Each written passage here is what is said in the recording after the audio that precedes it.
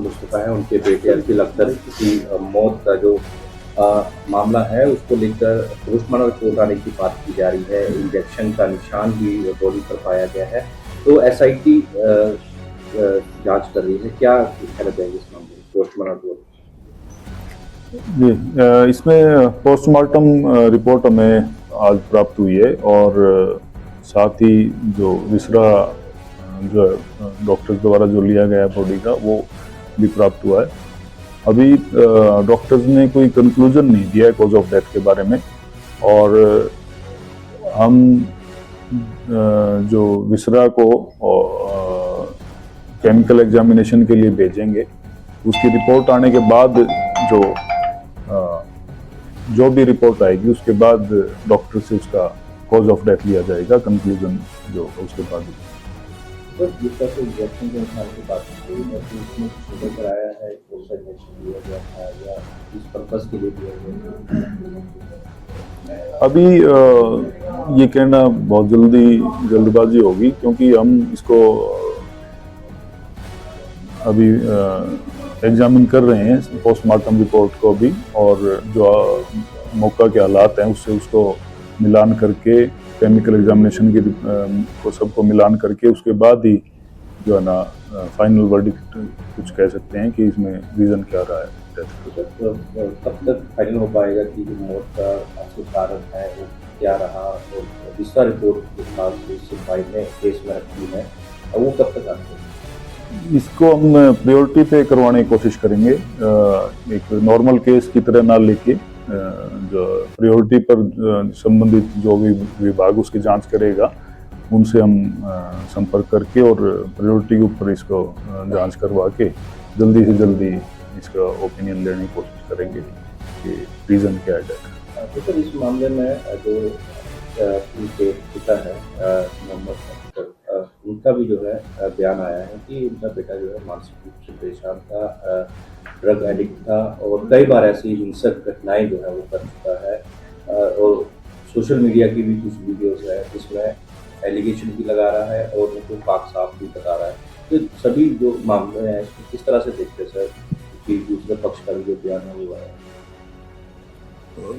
इसके बारे में ये जांच का विषय है और मानसिक रोगी था या नहीं था ये चीज़ें उसकी मेडिकल हिस्ट्री ही बता पाएगी कि वो रोगी था या नहीं था, और अगर था तो किस तरह का ट्रीटमेंट उसको दिया गया था और किसके द्वारा दिया गया था, ये भी हमारी जांच का विषय है।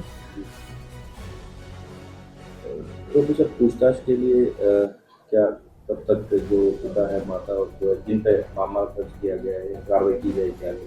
हाँ, हमने जांच शुरू कर दी है और उनको जल्दी सबको शामिल जांच किया जाएगा, इनके परिवार के जितने सदस्य हैं और जितने भी लोग मृतक के आसपास रहने वाले हैं या जो उसके टच में थे सबको जांच में शामिल करके और शीघ्र हम जो वीडियो है सर उसकी भी जांच की जाएगी?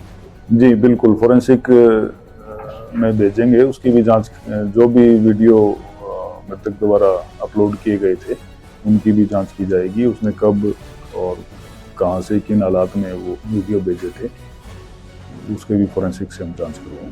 तो सर एसआईटी की जांच पहले तो कर रहे आगे इसमें बहुत सारे एंगल हैं हमारे पास देखने के लिए।